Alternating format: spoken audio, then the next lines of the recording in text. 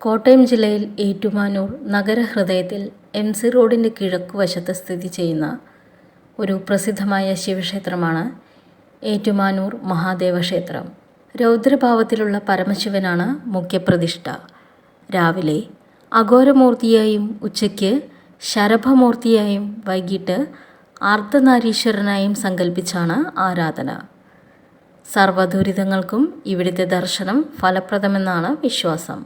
ഖരപ്രതിഷ്ഠയാണെന്ന് വിശ്വസിക്കുമ്പോഴും പരശുരാമൻ സ്ഥാപിച്ച കേരളത്തിലെ 108 ശിവക്ഷേത്രങ്ങളിൽ ഒന്നാണെന്നും കരുതിപ്പോരുന്നു.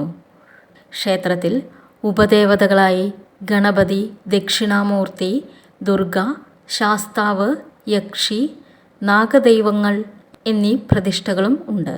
കൂടാതെ ക്ഷേത്രത്തിനടുത്തായി അന്തിമഹാകാളൻ ക്ഷേത്രവും ശ്രീകൃഷ്ണ ക്ഷേത്രവുമുണ്ട്.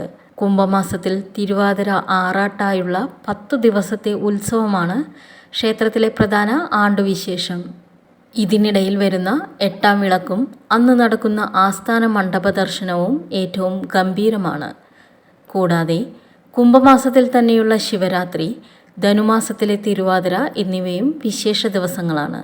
ക്ഷേത്രത്തിലെ അതിപ്രസിദ്ധമായ 2 പ്രത്യേകതകളാണ് ക്ഷേത്രത്തിലെ വലിയ വിളക്കും ഏഴര പൊന്നാനയും. ഇവയുടെ വരവും വളരെ രസകരമായ സാഹചര്യങ്ങളിലാണ്. ക്ഷേത്രത്തിലെ ബലിക്കൽപ്പുരയിൽ സ്ഥാപിച്ചിട്ടുള്ള വലിയ വിളക്ക് 5 തിരികളോടുകൂടിയ ഒരു കെടാവിളക്കാണ്. 4 പ്രധാന ദിക്കുകളിലേക്കും വടക്കുകിഴക്കു ഭാഗത്തേക്കുമാണ് 5 തിരികൾ ഇട്ടിരിക്കുന്നത്. 1540-ലാണ് ഈ ദീപം സ്ഥാപിച്ചത്. പിന്നീട് ഇതുവരെ ഇത് കെട്ടിട്ടില്ല. സ്ഥലത്തെ ഒരു മൂശാരിയാണ് ഈ വിളക്ക് തീർത്തത്. തുടർന്ന് ക്ഷേത്രത്തിൽ സ്ഥാപിക്കാൻ ശ്രമിച്ചപ്പോൾ ക്ഷേത്രാധികാരികൾ അദ്ദേഹത്തെ തടഞ്ഞു.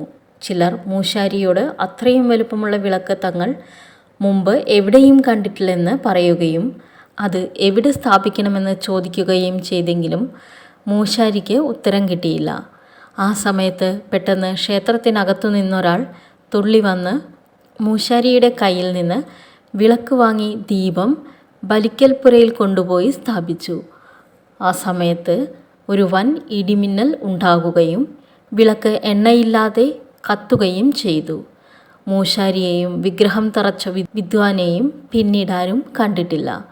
ആ വിദ്വാൻ സാക്ഷാൽ ഏറ്റുമാനൂരപ്പൻ തന്നെയാണെന്ന് വിശ്വസിച്ചു വരുന്നു. മൂശാരി അങ്ങനെ ഭഗവാനിൽ ലയിച്ചു ചേർന്നുവത്രേ. ക്ഷേത്രത്തിലെ മറ്റൊരു വലിയ ആകർഷണമാണ് ഏഴര പൊന്നാന.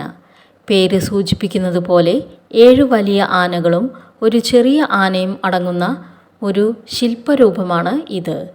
തേക്കിൻ തടിയിൽ തീർത്ത് സ്വർണം പൂശിയ വിഗ്രഹങ്ങളാണ് ഇവ. ആനകൾക്കൊപ്പം ഒരു സ്വർണ്ണ പഴക്കുലയും ഉണ്ടാക്കിയിരുന്നു.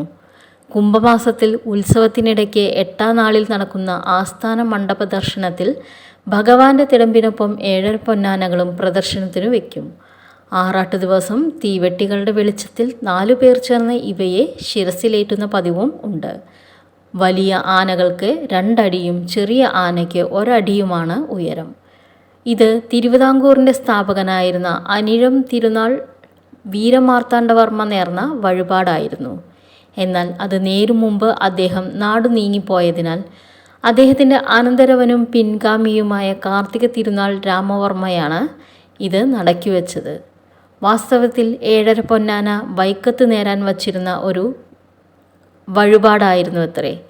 തിരുവനന്തപുരത്ത് നിന്ന് വൈക്കത്തേക്ക് കൊണ്ടുപോകുന്ന വഴിയിൽ ഏറ്റുമാനൂരെത്തിയപ്പോൾ അല്പനേരം വിശ്രമിക്കാനും മറ്റുമായി രാജാവും ഭടന്മാരും കൂടി ഏറ്റുമാനൂർ അമ്പലത്തിലെ പടിഞ്ഞാറേ ഗോപുരത്തിലെത്തി. 7 പൊന്നാനകളെ ഇറക്കി വെച്ച് അവർ വിശ്രമിച്ചു. എന്നാൽ പോകാൻ നേരത്ത് ആനകളുടെ ദേഹത്ത് നിന്ന് ഉഗ്രസർപ്പങ്ങൾ ഫണം വിടർത്തി നിൽക്കുന്നു.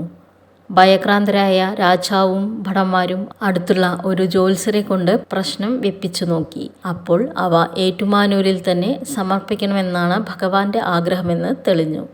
തുടർന്ന് 1769 മെയ് മാസം 14-ാം തീയതി വെള്ളിയാഴ്ച ഒരു ശുഭമുഹൂർത്തത്തിൽ 7 പൊന്നാനകളെ ഭഗവാന് നടക്കി വെച്ചു.